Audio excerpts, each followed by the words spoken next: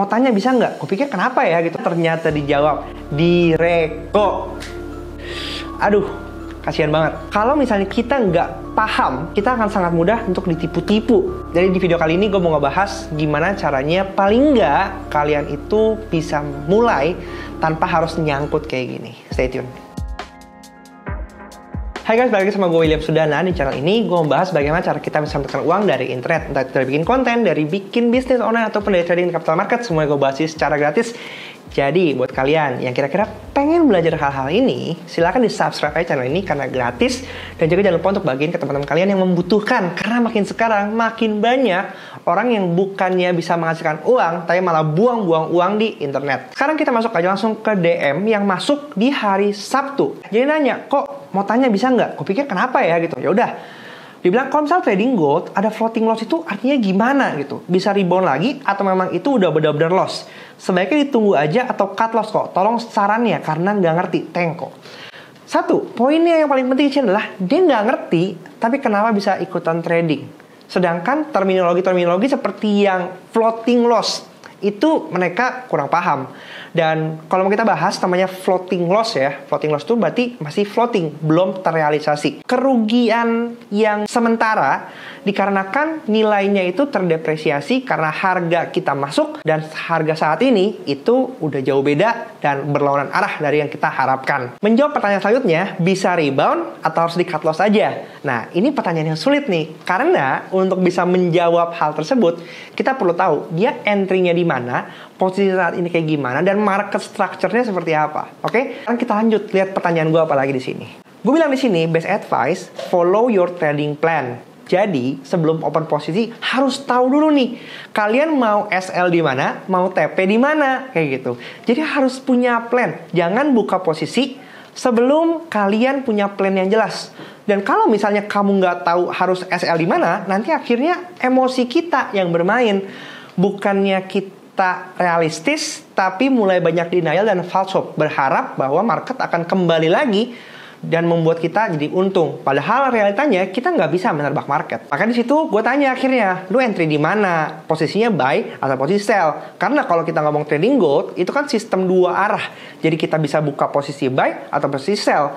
Justru dengan adanya potensi dua arah ini, membuat kita semakin pusing. Nggak lebih susah justru, bukan lebih gampang. Setelah gue perhatiin di sini, dia ada buka posisi, itu dari 17 November guys. Dan satu lagi di 3 November.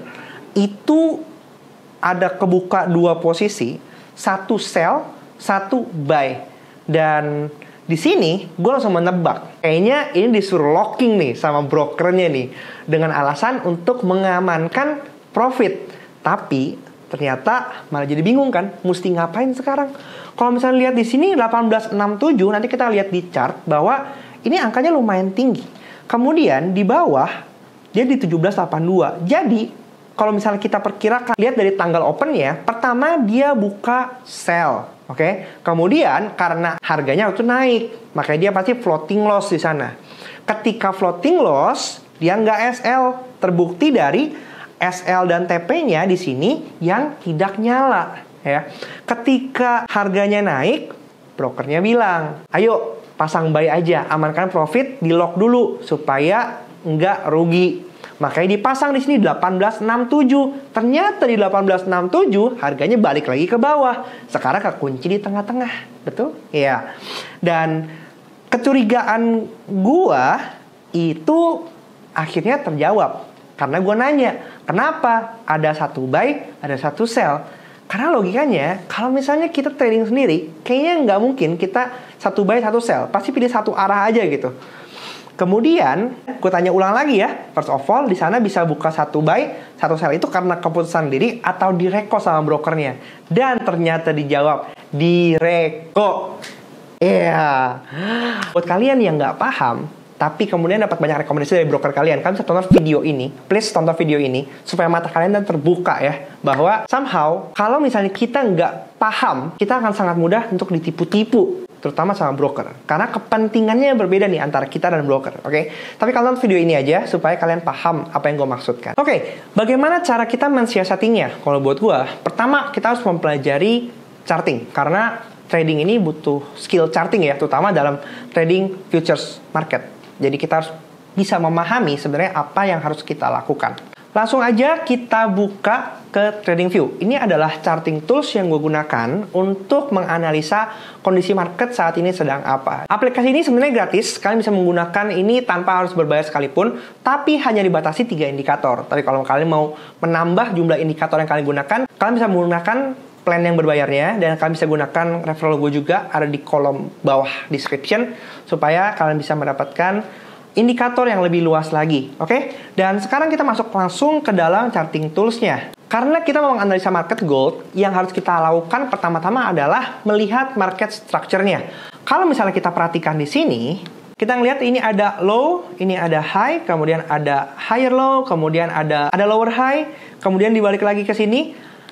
Marketnya kayaknya nggak kemana-mana guys ya. Jadi masih di sini-sini aja. Dan kita bisa melihat bahwa market gold ini sekarang lagi sideways besar-besaran. Jadi kalau misalnya kita mau ngukur batas sideways-nya di mana sih? Kita bisa ngelihat market gold ini ya berkisar antara 1749 sampai 1836. Puter-puter aja marketnya di situ, nggak kemana-mana. Makanya kita dengan mudah dikocok-kocok di sini. Kalau misalnya kalian trading juga ini lagi banyak banget tipu-tipunya market gold, oke? Dan kalau misalnya kita perhatikan, pertama yang akan gue lakukan adalah gue akan memetakan di chart harian support dan resistennya ada di mana. Jadi support resisten ini yang akan menjadi patokan kita untuk trading, karena dengan adanya support resisten itu akan membantu kita melihat kemana arah harga dan kemana kita harus take profit dan menentukan di mana stop loss point kita. Kalau misalnya kita lihat di sini, ini ada 1829 di sini ya. Ini ada satu resisten, kemudian ada lagi di sini guys ya, 1792, 1793 situan ya kira-kira ya. Kemudian di sini ada lagi 1768 ya, kita kelihatan jelas banget. Dan kemudian ada di sini 18 di sini. Nah ini 1847. Oke, jadi kalau misalnya sekarang kita ngelihat satu posisinya 1867 itu ada di sini guys. 1867. Satu lagi posisinya ada di 1782. Sini ya. Oke, satu dia ada di pucuk, satu lagi ada di sini. Sedangkan sekarang market lagi ada di 1793. Jadi kalau misalnya kita harus menentukan possibility-nya bagaimana, apakah gold akan naik lagi ke posisi sini? Rasanya mungkin, tapi masih berat naiknya ya, karena saat ini kondisi gold juga posisinya masih downtrend gitu. Jadi untuk bisa naik ke atas sini, rasanya kita harus menunggu dia itu untuk break dulu 1817. Sedangkan beberapa kali 1816, 1826 ini sulit banget untuk ditembus. Ini jadi resisten kuat guys di sini. 1, 2, 3. Oke. Di sini juga ada 4 gitu. Ya 1826 ini akan jadi poin resisten yang kuat sekali. Belum tertembus sampai saat ini juga. Dan dengan adanya tapering, isu-isu tapering kayaknya akan susah untuk kita ngelihat gold naik. Jadi kalau misalnya gue ngelihat outlooknya ini sekarang gold akan masih dalam posisi downtrend. Dengan possibility kalau misalnya kita lihat di sini, dari sini dia akan mantul ke sini, bisa jadi dia akan lanjut turun ke bawah. Jadi dengan kondisi seperti ini, rasanya akan sulit untuk bisa mengembalikan kondisi profitnya lagi. Dan salah satu langkah yang harus diambil saat ini adalah belajar untuk mengakui kesalahan. Terutama di posisi buy-nya yang lagi ada di pucuk. Dan itu menurut gue harus dilepas dulu. Karena kalau dalam posisi locking begini, kita akan sangat subjektif untuk mengambil keputusan. Karena ada tendensi kita jadi masuk ke dalam false hope.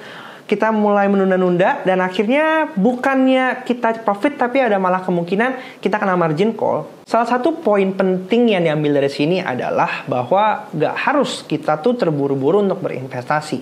Sebelum kita masuk ke dalam instrumen investasi, kita tuh harus paham dulu sebenarnya apa yang harus kita lakukan, produk apa yang kita beli dan bagaimana mekanismenya. Tanpa kita memahami cara dan prosedurnya, kita nggak punya ilmunya, yang ada kita hanya dikerjain oleh oknum-oknum yang mau mengeruk keuntungan untuk kepentingan mereka. Jadi please kalian bisa nonton lagi video gue yang ini, udah gue bahas kenapa kita tuh nggak perlu buru-buru berinvestasi. Dan jangan sampai cerita kayak gini tuh terulang sama kalian please share ini ke teman-teman kalian yang baru mau masuk untuk berinvestasi.